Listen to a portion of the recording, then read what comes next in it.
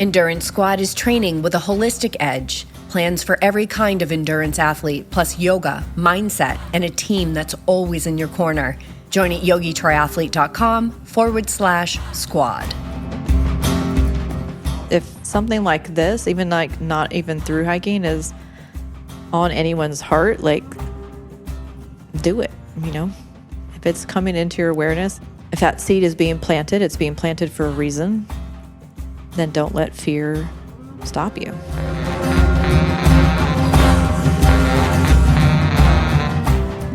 Welcome back to the Yogi Triathlete podcast, where we explore the edge of human potential through sport, mindset, and the relentless pursuit of what's possible.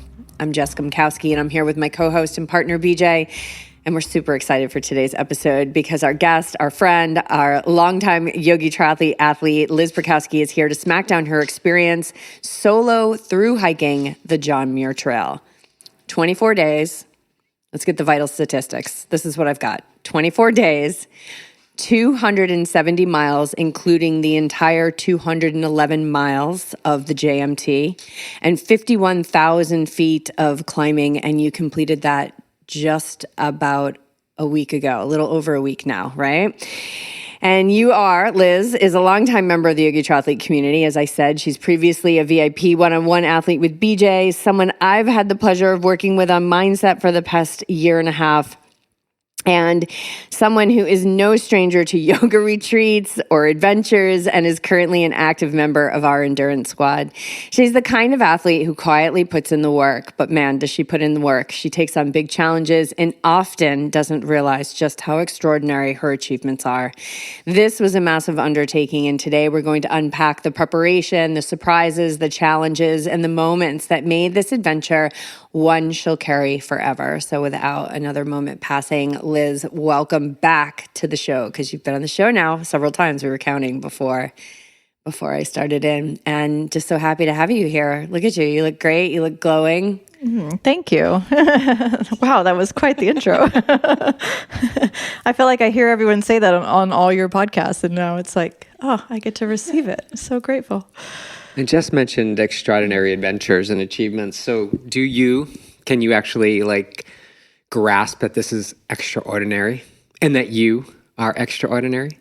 Yes. I think in the past, that's something I've struggled with every race and even the Tahoe Rim Trail. This is one I've been telling everybody. I've been bragging. And even amongst the JMTers, everyone kept going on and on and on about how hard going north is. Everyone we met going south were like, wow, you guys are so amazing. We don't know how you're doing it. And so a couple of us, there was two women I was with quite a bit from Michigan, and we kept saying that towards the end. We're like, wow, we're starting to really now realize how amazing this is. Not just completing the JMT, but going northbound too. It's like a whole nother level. Yeah. And isn't that interesting how perspective, you must and demand that you have your own experience with it, because people can tell you all about which way is better, which way worked for them, but you had to venture into what was possible. Yeah. And going south from Yosemite to Whitney is like what they considered the golden ticket. And a lot of us that ended up getting north is because of the permits.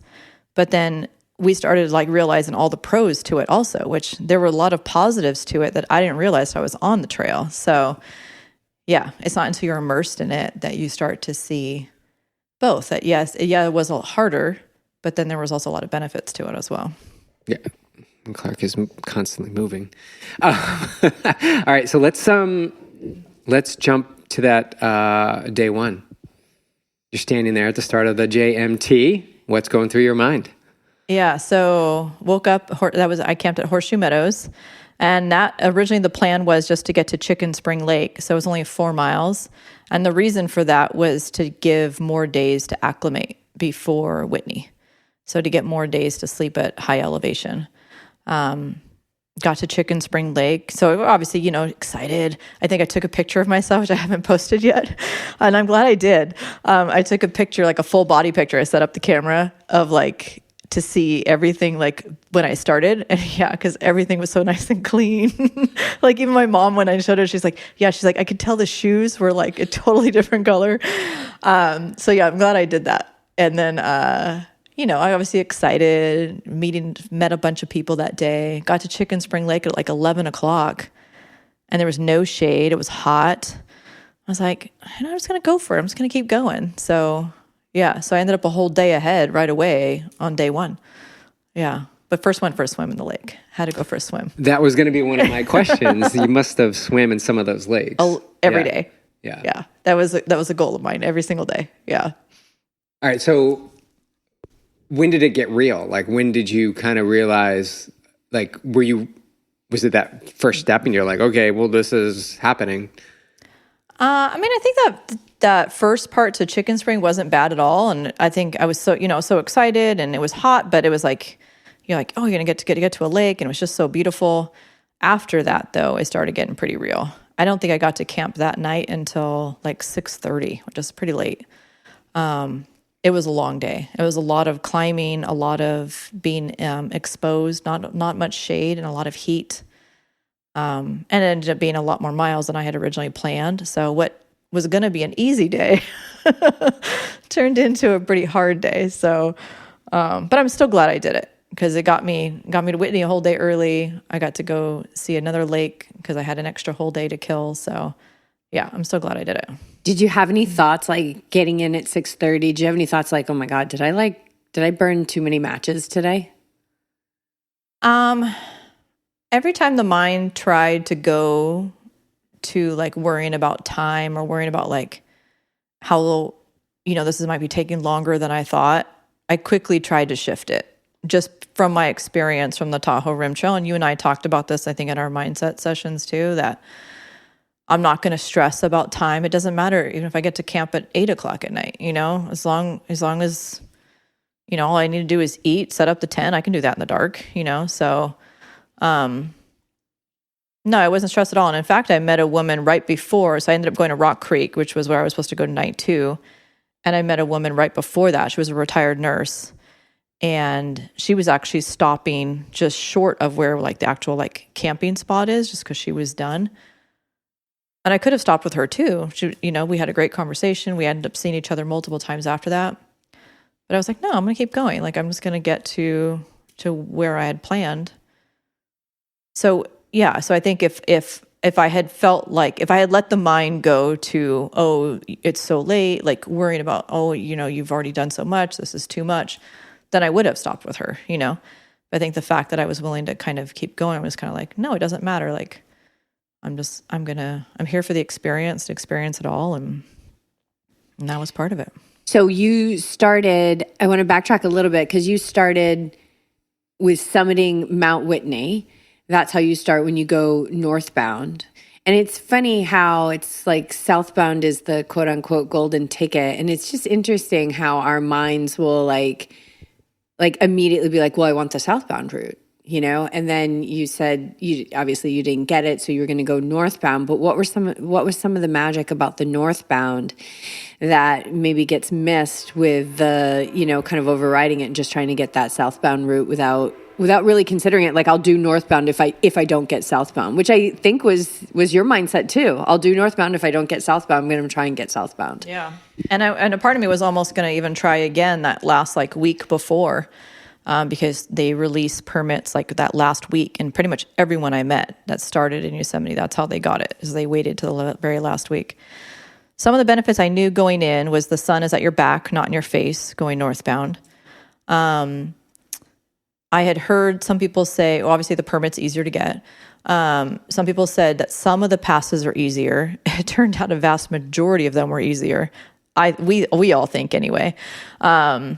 You could camp closer to the top of the pass, so that the next morning when you're trying to get to the top of the pass, you could get it knocked out earlier in the day, because you're closer to it and you don't have as many miles to do. Where some of them going south, they couldn't camp as close. So sometimes they had to do 6 miles to get to the top of the pass.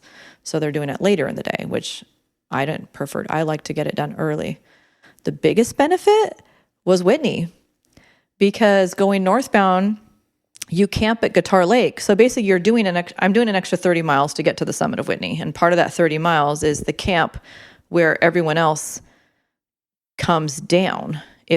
Other northbound people start at Whitney. They start at Whitney Portal, which is where people who day hike Whitney, they start at Whitney Portal. So you go up this side, you come down Whitney, and then you can camp at this Guitar Lake. Well, because we are starting up there and we're coming back down to Guitar Lake, I could leave everything. I was able to leave my tent. I was able to leave my bear canister. So I'm carrying a lot of less weight going up Whitney, where everyone else, northbounders who start at the portal and southbounders, have to go up Whitney with all their stuff, full pack. To me, that was the biggest benefit. I had like a day pack. It was fantastic. Yeah. You and I had talked a lot about Whitney. I would say that was one of the biggest pieces that we talked about was, will your body acclimate? Will you be able to do it? We don't know what the weather is, and just really embracing that unknown. And we did a lot of visualization on Whitney too. And you did it even outside of our sessions. How do you think that pre-paved your experience just mentally? I think it was a game changer. I feel like going into it, a part of me already felt like I'd already done it because of our sessions. Right, yeah. Because visualization works. Yeah.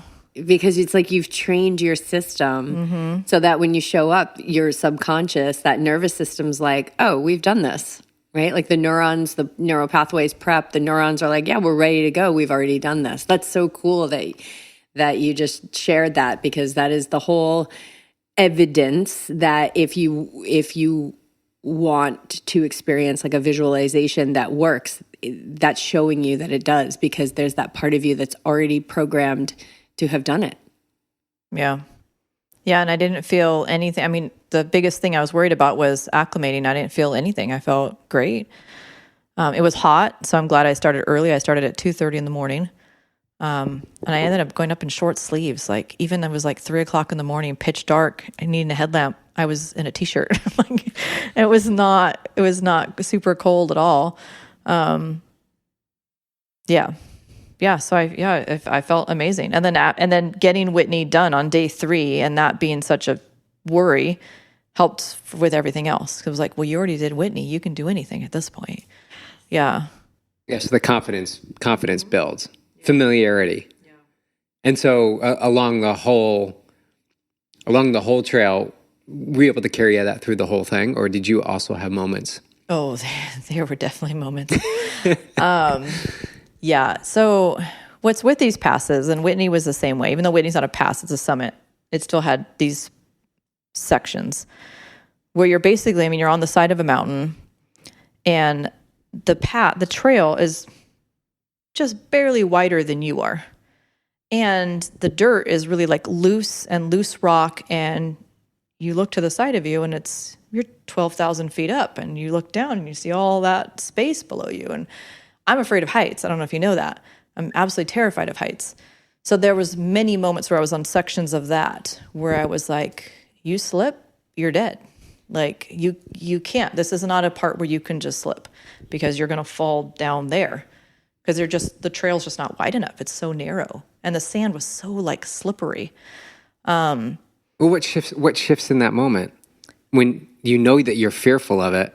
It's right there staring at you. How do you reconcile that? So 2 things I kept thinking: be better. That kept popping into my mind. Like, I literally was picturing your shirt. And I kept telling myself, mindful stepping. And I was saying it out loud. Mindful steps, Liz. Mindful steps, Liz. Mindful steps, Liz. So the very first pass after Whitney was Forester, and Forester is actually the highest pass on the entire JMT and the entire PCT, which I was shocked by. I did not know that till I was there. I was thinking, how's that possible? Like Oregon, Washington, there's nothing taller. So the actual climb at Forester wasn't too bad. There were a couple sections like Whitney where I was in this really narrow area that was kind of scary. But then there were sections coming down Forester that had, like, there's one that had a snow patch. You had to cross the snow patch that was super slippery. And again, if you slipped, You're going way down there. And it was actually a guy who told me before I got to Forester, he's like, it kind of surprised me. I noticed my feet moving faster than my mind. And he's like, and I had to slow myself down. And so I kind of already like had that in my head that I was like, okay, this is going to take a lot of mindfulness. I'm like, great, I've got that, you know? Glen Pass was the one that was the scariest for sure. Why is that? So that was after Mount Williamson. So that was my first resupply where I went. That was the first like town I went into.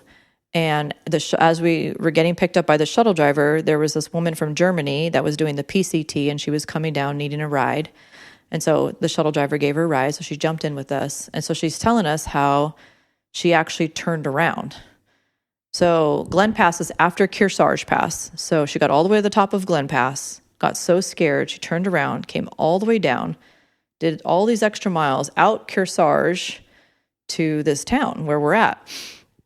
And then what really got me going was she's like, oh, I was fine on Whitney and Forester. I wasn't scared at all. And I was like, oh my God, I was scared on Whitney and Forester. And now you're telling me Glen Pass is so terrifying that you completely turned around and backtracked all this way and did all these extra miles. So that was 2 nights before I actually did it. So just fretting about it, right? And then that night that we were in town, I went out to dinner, and there were people that were southbound that had already finished, that had already done Glen. And so we were chatting, and I was like, I'm a little worried about Glen. I go, you know, this woman said something, and they're like, yeah. They're like, well, yeah. And then they like talk to each other, and they're like, yeah, there's that ledge at the top. And then they started laughing because it was like 2 different groups. And they're like, just don't look down. And I was like, okay, now there's a ledge at the top that's really scary. Can't look down. Woman completely turned around. So I was a nervous wreck. I literally had a full-on panic attack. Like, I have never been that scared in my life. So I ended up camping a mile from the pass. So got up early. Was like, okay, you just got to get a mile. You can do this. As I was getting up, first woman I met that she could tell I was kind of struggling, like mentally. She's like, it's wider than you think. She's like, you'll be fine. Then the next woman I met. So now like every time I'm getting closer, like, I mean, tears are falling.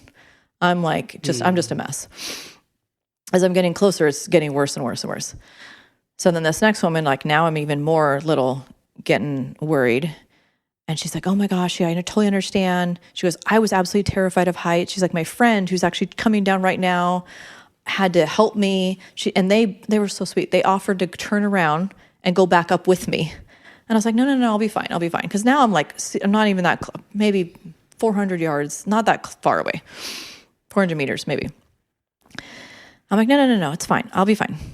So I keep going up. And you're doing like little switchbacks, you know, and there's still some slippery parts, but now I can see this ledge that everyone's talking about. So basically what it was is you're at the top and it's this ledge and you've got to drop off on both sides. So you're walking across this little narrow ledge at 12,000 feet up and you've got to drop off on both sides. So I can now see people up there and I'm like, oh my gosh. I'm like, I can do this. Be better. Keep going. So kept going, and now I'm right at the top, like literally right at the top, but I'm not at the ledge yet. I'm like still like have the rock against me. I'm leaning against the rock, and now this is when I had the full-blown panic attack. I'm like hysterically crying. Don't think I can do this. And the 2 women from Michigan, who I had seen multiple times at this point, walks up, and one of them goes, she's like, look into my eyes. She's like, follow my breathing. Turns out she's a yogi. She meditates. She's a therapist. And she helps people with anxiety. Boom. So she totally like calmed I was like hyperventilating. She totally calmed my breathing down. It was exactly what I needed at that moment. And then I followed both of them up there because I literally had like 10 feet to go at this point. Followed them up there. I couldn't look down. She's so sweet. She took this cute little video. Like she took some pictures of me. I'm like, I can't look at the surroundings. I can't take a picture. Just take a quick picture of me. And not only did she take a picture, but she did like a video. And like she's talking in the video. She's like scanning around, and she's like, "Look, Liz did it." And you can tell in the video I'm like breathing super heavily. And then, yeah. And then right away, they stayed up there, but right away I had to go down and like find a little place to sit where like, cause I can look out when I have something to like touch, like when I can ground myself. So when I have like my back to the side of the mountain or I can sit on something. So I found this little like perch and then I was able to take pictures and sit there and enjoy the view. But yeah, it was scary. What does that experience say about yourself now that you're on the other side of it? I mean, I think that you can't let fear derail you and prevent you from doing something. If I had given into the fear in that moment, there's so much of the trail I would have missed. Because even if I had done what the PCTer did and went and backtracked and did all that extra stuff to get back on the trail, I would have had to skip a whole bunch to get back to because there's just so many, there's not very many places where you can get back on the trail or get off the trail. So not only would I have had to do extra miles to get off and get back on, I would have missed a lot of the trail. And I think it enforced in me just how important like our mindset practice is. Because it allowed me to focus on being present in that moment. And again, yeah, like I said, not let the fear completely derail me, that we can overcome our fears. You can still move forward in the fear. But so BJ's question was like, what does it kind of tell you about yourself? And I would take it into another perspective of like, what does that experience tell you about just moving forward despite the fear that it sounded like it was almost paralyzing, like the whole experience and how it all came together? What did that show you about like how life orchestrates? Not so much personal, but how it all kind of came together. You mean like as far as like the therapist being there and all that? Yeah. Am I baiting the question? Like, I mean, it couldn't be scripted any better. Yeah. It was like the very last. You didn't meet her. You didn't meet her way before. You had to sit with that. You had to move forward in that fear. You had to have like the emotional release. You had to have all of that, and then right at the very end, this person walks in and like was that outside force that just helped you get yourself together. Yeah, to at least partially to keep moving forward. Yeah, there's a statement that a lot of the hikers always say, like the trail provides, and I think it relates to like how what we say, like the universe provides. Because yeah, there's many times it didn't happen just to me, but to other people where it's like they needed something or, they were experiencing something and the right person said the right thing at the right time. And, or they need a ride and all of a sudden someone's there, yeah. And I love your story because I think it's so authentic to truly what it means to have the universe provide, because the universe wasn't providing you with a whole lot of comfort, right? Like you had like, yes. it will give you what you need and it will conspire to support you, but hell or high water, it is not doing the work for you.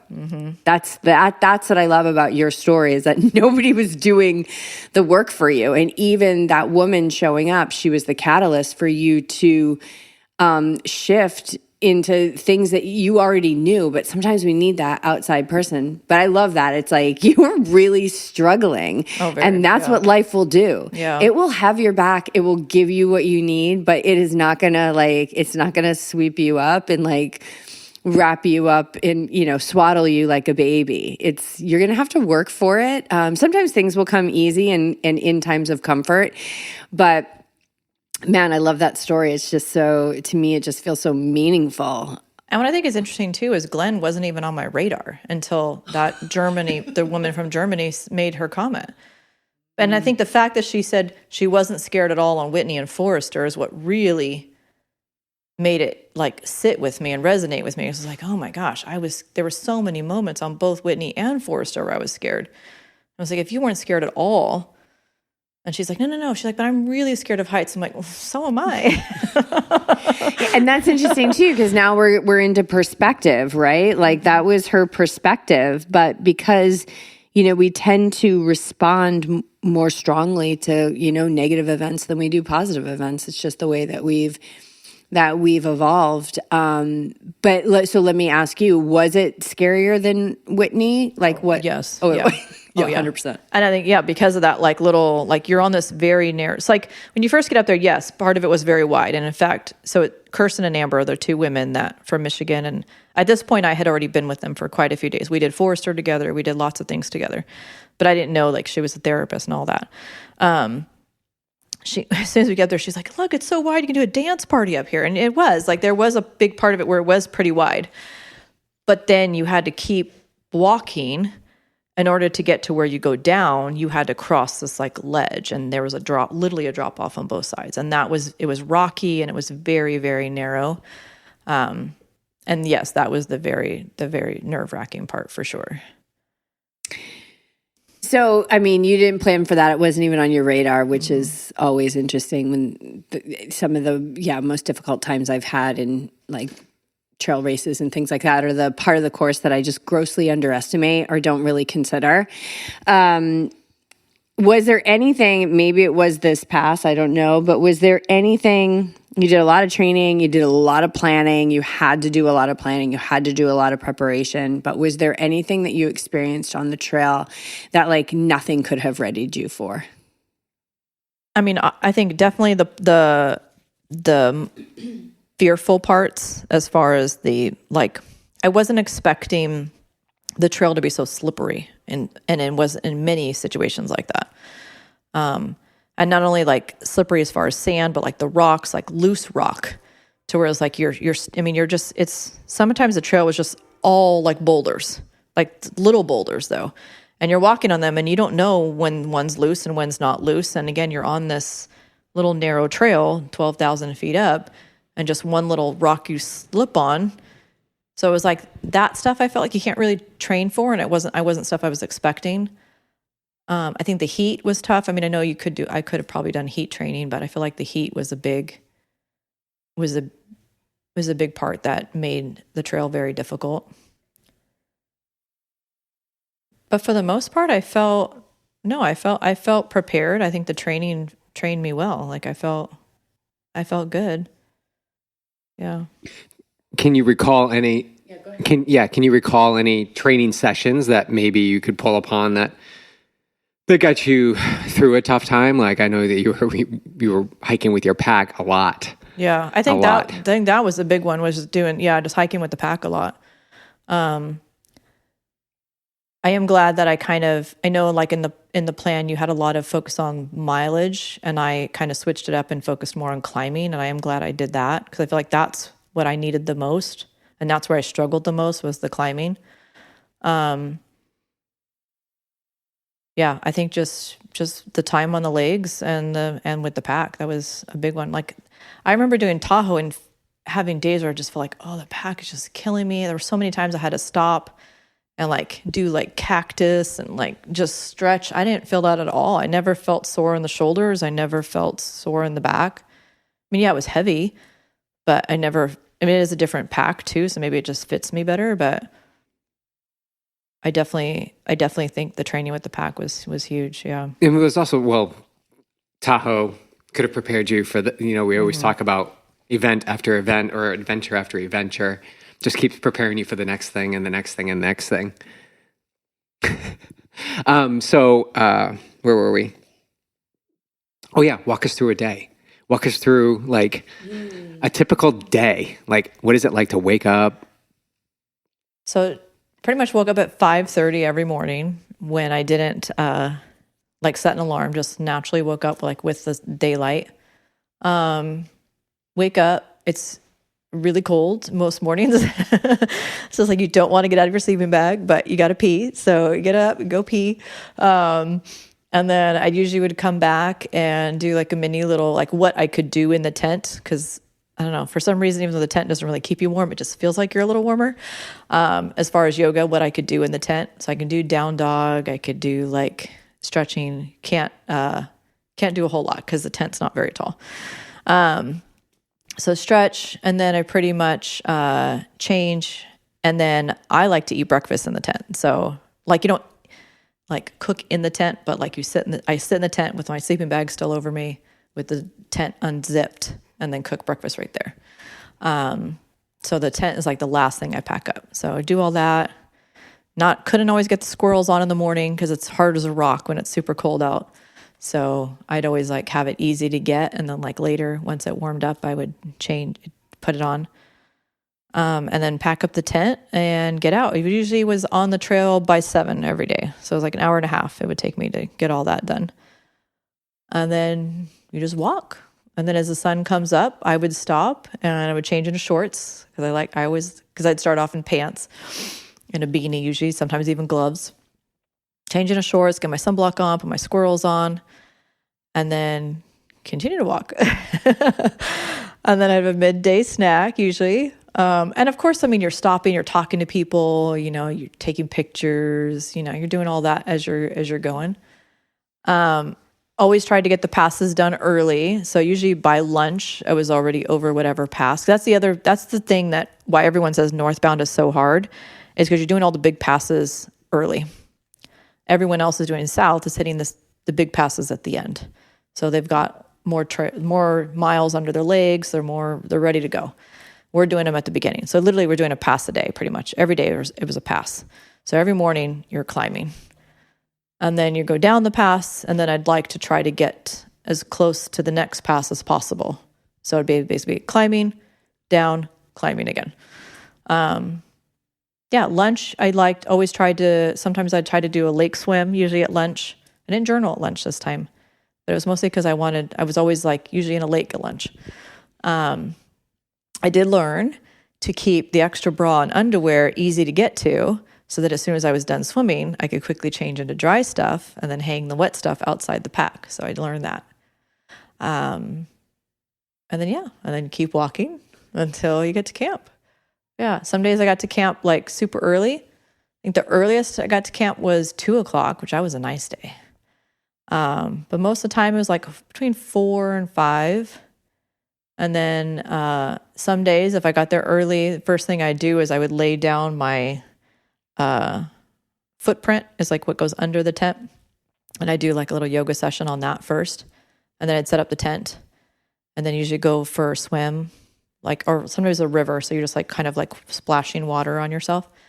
And then if it's early enough, I'd wash, like you basically rinse off what you can and like let it out to dry. That was like, you're not using soap, but you're kind of trying to wash your stuff, especially the socks and all that. And then relax. And then usually around 6, make dinner, and then go to bed. Yeah, I was in bed by like 7 every night. That sounds, so I love routine, monotony. I don't know what your jam is or relationship is to that. So in this not routine thing, because you're away from society, were you welcoming to the new routine? Was it something to look forward to, or did it weigh on you to kind of wait for things to get mixed up and kind of add some difference in there, some randomness? No, I'm like you too. I love routine too. So, no, it was great. And then even when I got into bed every night, the part of the routine was to journal. I'd always journal every night, and then plan the next day, like plan what was the goal as far as mileage, look at how much climbing I needed to do. And then also there's this great JMT guidebook written by Elizabeth Wenck that everyone reads. And so I would read the section that was for the next day till the night before. And it's amazing. She talks about the flowers and the animals and like literally full detail of everything you're going to see for that section of the trail. So it was nice to always read it the night before. So it was kind of fresh in my mind.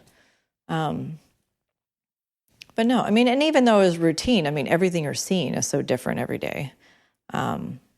Every pass is different. All the people you meet are different, So there was still a lot of variety and randomness in every day too, yeah. So we talked a little bit about the training. You had been following Thru-Hike training plan that BJ had put together that's up in Endurance Squad. But like 51,000 feet of climbing, like I'm assuming you knew that going into it. How does, no you didn't. Okay, that's probably how you prepared, was just like not realizing how much you were going to be climbing.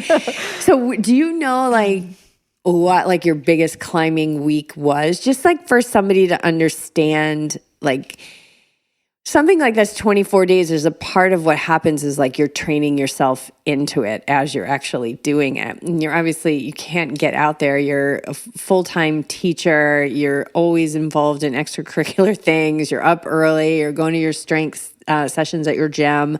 How does one like prepare for that? What was your biggest week, do you remember, of climbing?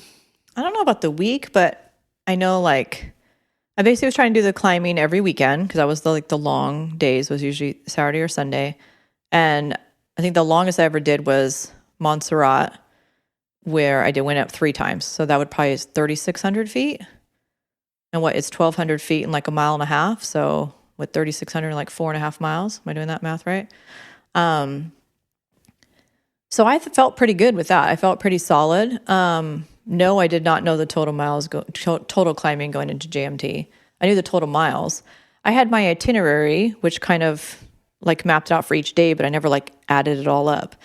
I knew going into it that there was going to be a couple 3,000, 4,000 climbing days. And the Muir Pass day was the longest one. That was over 4,000. And that ended up being a 16-mile day. But the climbing was in the first 11 miles. So it was 11 miles with 4,000 feet of climbing, which doesn't sound like that much compared to what I was doing, right? But it's a whole different ballgame when you're at altitude and you're in the sun and you're doing it day after day after day after day. I mean, when in training, I was doing it once a week, you know? And then 5 trails, mission trails. I don't even know how much that is. Yeah, that's pretty good. Yeah. You can I think you can get like, you did 5 peaks? I think you get like about 5,000 feet when you do 5 peaks. But we didn't do it. I did it with a group that was also much of other women that were also doing the GMT. None of us did it with our packs. We did it with like day packs. So that makes a big difference too. But even the training hikes, I never carried a full load, you know, So did you feel yourself training into it? Like was the first part rough? Did you feel a turning point in your body, or was it just every day? I kind of felt like I was getting more tired. Everyone kept saying, "Oh, you get your trail legs and it gets easier." And I'm like, it's not feeling that way. But I have a feeling a lot of it was the perimenopause. As you know, the fatigue has been something I've dealt with, and I took my HRT with me, but I got this really bad rash on my inner thighs while every day I was hiking. It was just getting worse and worse. So I kind of stopped using the meds because I was like, oh, I didn't want to put anything on my skin. But then I was like, oh, I can't do this because I'm feeling so fatigued. So then I started just putting it on my tummy every day, even though they say not to put it on the same spot every day. So I think that was part of it. I'm sure my hormones were all over the place. I definitely wasn't eating as much protein as I have been at home, which I know has helped a lot with the fatigue too. So I think there was other factors at play into why I was kind of starting to feel more tired. And who knows, maybe just doing all the hard stuff at the beginning, my body was just like, we're done. Like, this is it. Like, stop. Yeah. You know, like maybe if I had gone southbound, I would have felt that like, oh, I got my trail legs. I'm getting stronger every day. Maybe just doing all the hard stuff at the beginning was too much for where my body's at right now. I don't know, you know? Yeah, that's interesting. And you were in a routine, but you were out of like the ability to go to Trader Joe's and get a big thing of firm tofu and eat that whole thing for dinner. And so nutrition was probably a little bit different, probably a lot of carbs and will, and especially if we're looking at hormones, you know, and hormones are shifting all the time. Yeah, that's interesting. So this is not the story of like 5 days in, everything changed. I was like flowing. Mm-hmm. Yeah, like looking back, I think there was one. No. After Muir Pass, I actually almost quit. That was the hardest day. And looking back, I think my body just took a while to recover from that. And at one point I was even like, if I had to hike a Whitney now, I don't think I could do it. Yeah, I think it was just the constant every day. And there were some nights where I wasn't sleeping well. So I know that was a factor too. So yeah, but I mean, obviously I still felt strong enough to do it because I did it. And I would think that last week, I started feeling really good too. I mean, it definitely is the easier part of the trail, but, so yeah, I'm sure there were moments where I started feeling stronger too. Would you have changed anything with your prep leading into it? I mean, knowing you're still working full time, you're still trying to get your training in, doing all the things with the kids in the school. Would you have changed anything or added anything more of? I think I would have liked to have done doubles. And we talked about it at one point, but I could never fit it into my schedule. Like double day, like do it in the morning and then come back in the afternoon. No, like 2 days in a row. Oh, okay. Yeah. Like a Friday night and then do a Saturday full day. Yeah. Yeah. Because I remember I had talked to you about it. I was surprised you hadn't had that in the plan. I know that was like a big thing that like I feel like always helped me with my ultras, running 2 days in a row, like big long mileage days. And I think that might have helped a little bit just because that's such a big part of through hiking. You're going every single day. Like you mentioned before, you can't go to Trader Joe's. Well, you can't take a rest day really either because you'd run out of food. Like the food limits you. Like, you can't be like, well, I'm too tired, I'm not going to hike today, because then you wouldn't make it to your next supply in time and then you'd starve. So you can't starve. So yeah, I think that's the only thing. And obviously I've done more of it. Like you definitely had more midweek hikes that I, again, didn't have time to fit in. It's just a crazy time of year for me, but. Do you think it would have helped, my mind is rolling, like if you had like a treadmill at home or a Stairmaster at home or some sort of. That would have helped. And I know a lot of other people I talked to did that. Yeah. Just for the convenience of it. You don't have to go out to the trail to go get some vert. Mm-hmm. I think that would have helped a lot. Caffeine. We didn't talk about caffeine. Did caffeine play a role in any of this? Yeah, I did the noon tabs with caffeine, and I think that helped a lot. Yeah, I never felt like a lack of caffeine headache. The LMNT was great. I think that really helped. That was a big change from Tahoe too, where at Tahoe I didn't have electrolytes really at all with me. So I think that was a big game changer. And they were nice because they were like, they're small, they're light, they're easy to pack, and just literally just electrolytes. Did you ever come close to the food, like shortage of food or like rationing the food or like yes. You did? And when I was coming into VVR, because as I left Mount Williamson, the plan was to do Kearsarge Pass and Glen Pass in the same day. And I was literally, as I was leaving, I was like, there's no way that's happening. So then that kind of put me a little bit like a behind. So there was like, here I went from a day ahead, now I'm like a day behind. So then after I got over Glen Pass, I wasn't feeling that well. I think my stomach was just a mess from all the anxiety. And Ray Lakes was where I had originally decided to camp, and it's this gorgeous set of lakes. And I got to it and I was like, I really want to camp here. But I had only done like not even 4 miles. I think it was like 3.4 miles. So I was like, I'm just going to call it. I don't feel well. This is a gorgeous place to camp. I'm just going to take a chill day. So I took what's called a Nero day, like a near zero day. So yeah, getting into VVR, which was my second resupply, I was completely out of food. Yeah. There was one night I ended up not eating dinner because it hailed. That was the day I did Muir Pass, the hardest day. And I'm like racing, trying to get my camp set up. And by the time I finally got my camp set up, the hail started really coming down. I'm like, I'm not eating dinner. So I was good on dinners. I was short of breakfast. So that last day going to VVR, I didn't have breakfast. And I was short on snacks. I was completely out of snacks. Is that because you took that shorter day? Mm-hmm.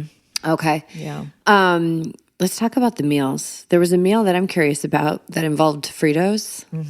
Was that good? Somebody told you that was going to be like an amazing meal. Tell us about that meal. It was refried beans, jasmine rice, and then I ended up getting it's like meat, but it has an apostrophe in it. It's like the brand name. It was like I think I found it at Sprouts. So it's like a soy-based like taco meat. And then taco seasoning, and then you throw all the Fritos on it. It was so good. I ate that the most. Yeah. French of the Fritos. Oh, it was so good. Yeah. Fritos are good. There was another one that was really good, but I think that was the one the night before that got the stomach upset, and I ate it a second time and it upset my stomach again. But it was really good. But it was my favorite. It was. So I think what it was the coconut milk powder. So I stopped just not putting the sauce. So I still ate it, but I just left out the sauce. But it was ramen. Had carrots, and then the sauce had pine nuts, coconut milk powder, and some other powder, like a protein powder, but not like protein powder you put in your shake. It was like a vegetable textured protein, I think is what it was called. I don't know. Something I've never heard before. And peanut butter. You put a whole Justine's pack of peanut butter in it. It was so good. So then after I realized, okay, that's what's upsetting me, I just ate it with just the peanut butter. So I still ate the ramen and the peanut butter. Of course, always the peanut butter. Always the peanut butter. I ate a lot of those Justine's peanut butters. And let's see, it sounds like Glen Pass was probably like one of the most extreme moments. Did you have any other moments of like kind of fear or frustration or like a tough moment? Yeah. And it was actually on one of the easier passes. Well, what they say are easier passes. So basically after I finished Muir Pass, which I don't remember what day Muir Pass was. I can look at the notes if we need to. Muir Pass to me was like, again, the hardest day physically.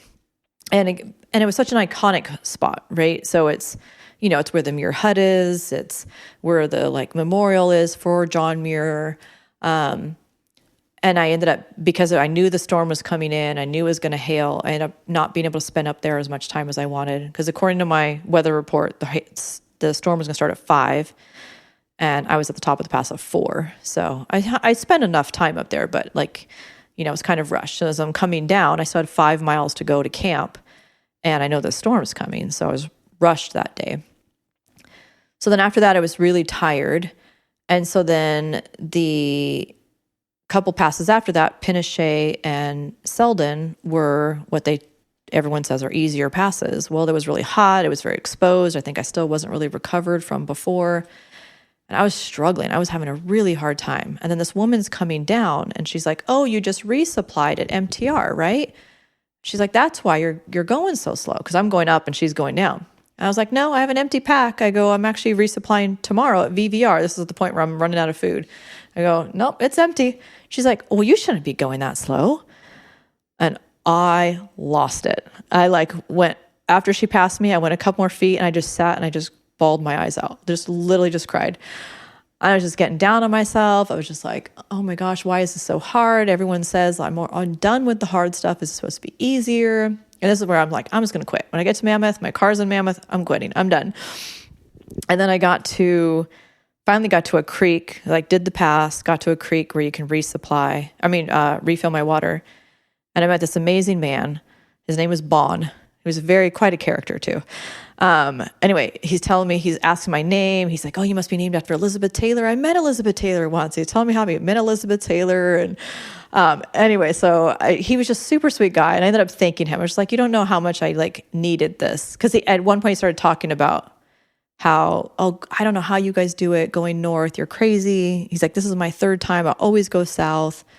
He's like, "That pass you just did is not easy." And I'm like, "Thank you." I was like, "Thank you for acknowledging that. I really needed that in this moment." And so I told him what the lady said. He called her the B word. And then he's all, "Let's be grateful we don't have to live with her." He was great. So yeah, again, the trail provided someone I needed to uplift my spirits.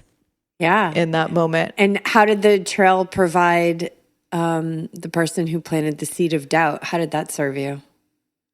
Do you mean the woman? Uh-huh. Yeah.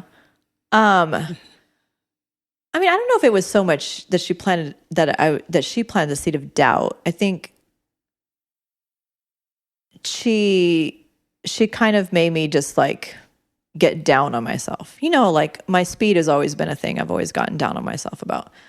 And I was definitely, one of the slower people as well. So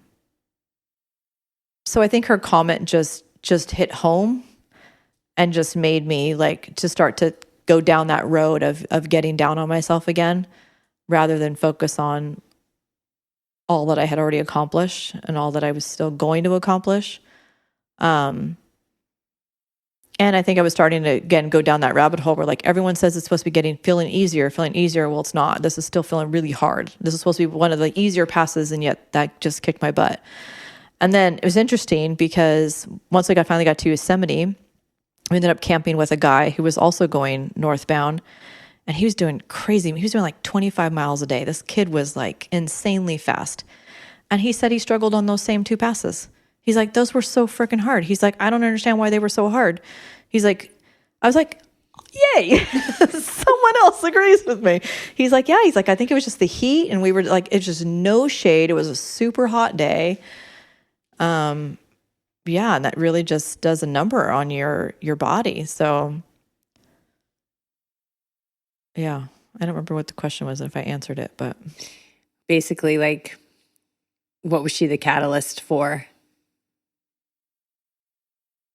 Yeah, I think she was another catalyst for something that I've always done, where I beat myself up, where I compare myself to other people. And so then I think Bond was the good reminder that it's like, it doesn't matter, Yeah. It's like she could have been the voice in your head and he could have been the voice in your head. It's like she was the bad wolf, he was the good wolf. Yeah. And so we see it within our own minds, and we see it outside of us as well. Bond's an example, but probably one of many, of just that there's good out there. And when you go out into the wilderness, middle of nowhere, away from society, and something that we experienced when we went across country for 6 months, we were just so taken aback by the power of the humankind. Like we went across the whole country and people are still kind. People still care. Did you experience that out there too, as well? Oh my gosh. So many amazing people, hearing so many amazing stories and seeing so many amazing relationships, fathers and sons, fathers and daughters, mothers and sons, mothers and daughters, friends, couples, and everyone just having these wonderful, unique stories. And everybody was just, that was one of the best things, is all the people that you meet and all the conversations you get to have and the stories you get to hear. And getting to the top of Forester, I met a man who had one leg. He did the JMT a few years ago and broke his leg on Mather Pass and was back now with an artificial leg to do the whole thing. And he did it. I saw his Facebook post. He did it. He finished. Yeah. It's like, so you just hear these amazing stories. But then also, Bond was also a good reminder of, you can't take things like this too lightly. He had told me of a man who was going south. So he's like 2 days before I had met Bond, of a guy who died. He just went for a swim in a river and slipped and hit his head. And I knew of another man that went missing right before I started. And once, we had no internet, so we had no idea what had happened. We saw signs on the trail, but I found out when I got back that he also died. That it's dangerous too. You can't take it lightly. You have to be fully present and be aware and be careful. And that was another thing. The whole reason why Bond brought it up to me, because he could tell I was solo. So he's like, us solo people have to be extra careful because we have no one to help us if something happens, So in a way, he was a good reminder of that too. Because I think after hearing that, I kind of took extra caution. Yeah, you didn't move from, you were just more awake and ready, basically. Ready. Yeah.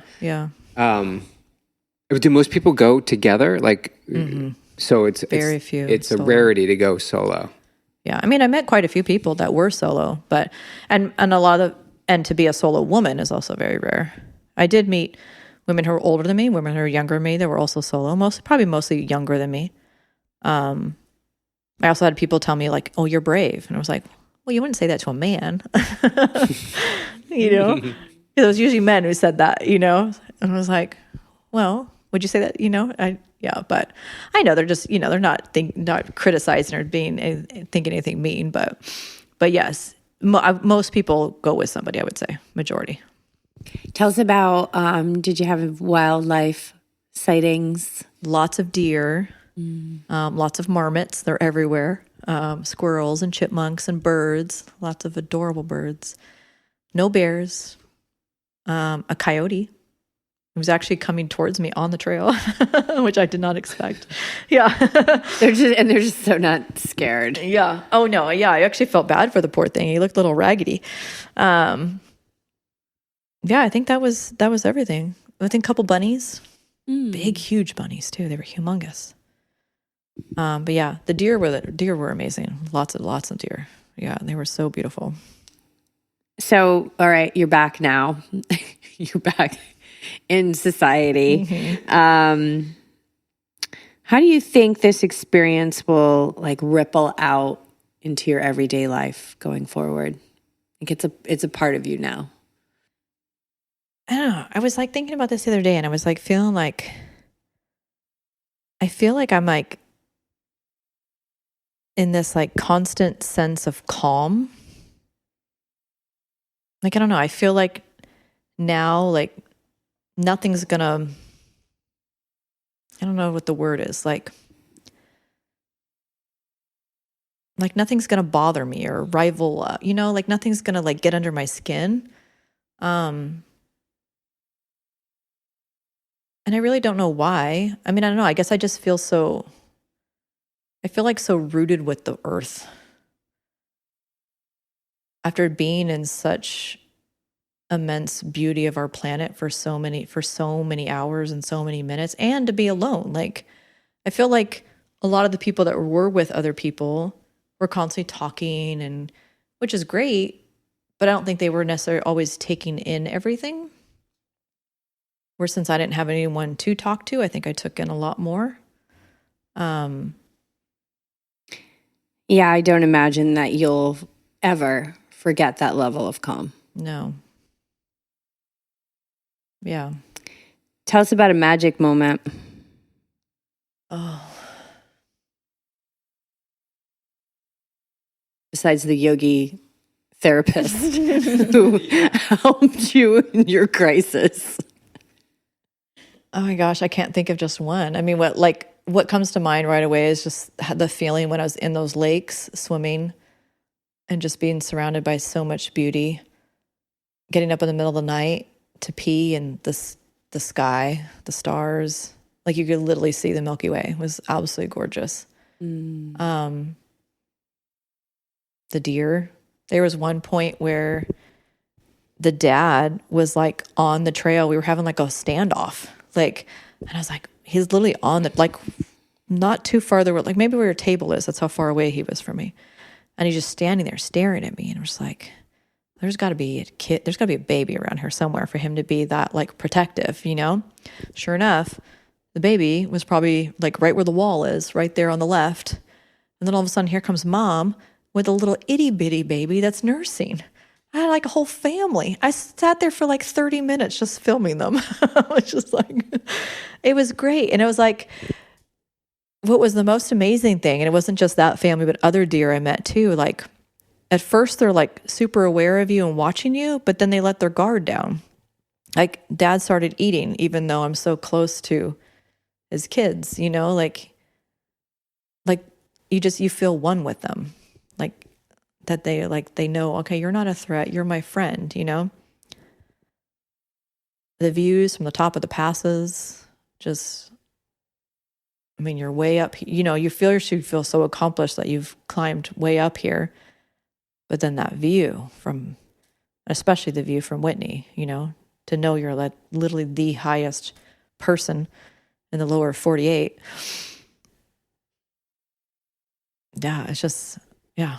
Like I said, sorry, I couldn't pick one. No, those There's are too many. are perfect. Yeah. If somebody who's listening to this wants to do something like this, right? Maybe it is the JMT, maybe it's the PCT, and something else, or whatever it is that they want to, endeavor a big adventure like this. What do you want them to know? I would say that it's definitely going to feel hard even before you do it, because I feel like even before I got on the trail, the whole like planning and the permits and all that is it's a lot to wrap your brain around if you've never done it before. And this was my first time doing all that. But it's so worth it. I mean, at the end of the day, and I kept kind of telling myself, I just got to walk. Like, I just have to walk and eat. Like, that's really all I have to do, you know? There's plenty of water. I'm fine with water. Like, if you simplify it and just break it down so that you don't get overwhelmed with like all the detail and with and the magnitude of how far you're going, and just enjoy each and every moment, then it's completely doable, you know? Isn't that life? That is. Yeah. Not just the John Muir Trail or some epic adventure. Yeah. Can you take every day now and sort of immerse yourself in the appreciation that really all you need to do is breathe, get to school, teach, come home, eat, like bring it down to like the basics? When you feel the immensity of everything that needs to get accomplished, because you're heading into a new school year, like you can't get too far ahead. You have to be here now. Be here now. Do you think that's too far a stretch to bring it into everyday life? No, not at all. No. And I think that's going back to what you were saying about like how it changed me. I think that's why I always said, like, if I don't anticipate myself going back to my old self that got too caught up in the mundane of everything, you know, and the worries of, oh, I need to do this, and get stressed about time management and even traffic, you know, like, yeah, just take each moment by moment, you know? And I think something like this also will help me kind of appreciate more of what's around me, you know? As far as even like, especially like nature, you know? Things I might have overlooked before, will appreciate and see more now. Like, it's almost like time has slowed down. Like retreat life. It is. It is. It just wasn't as relaxing. No one was cooking for me and a little more yoga adventure, giving me massages, but and we talked about prior to you going and like some of the meditations that we did together in our sessions about who you were going to meet out there. Who, like, it obviously met a lot of people, but who did you meet out there? Well, yeah, I told you a bond already kind of stood out to me. Obviously, Kirsten and Amber, I don't know. I met. Who did you meet within yourself? Oh, within myself.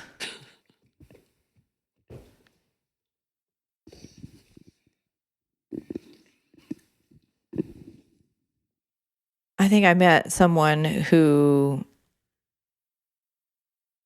has more confidence than had before,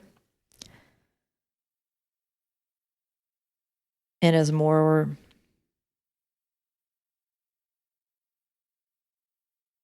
I don't know how to describe it, like what's coming to mind.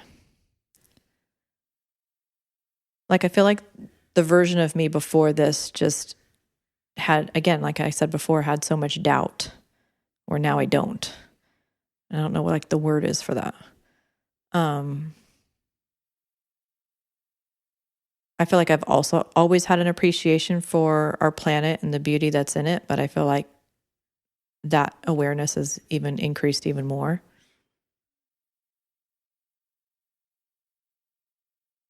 Yeah, just like a more strong and capable, at peace, slowed down person.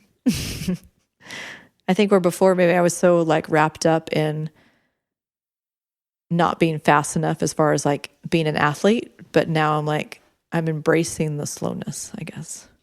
And I can share in my experience, once you embrace and allow this version of whatever it is that you are, you can then move further forward more at an accelerated rate. Yeah. So it's not a, well, it's a surrender. It's okay. Well, this is who I am now, but it won't always be this way.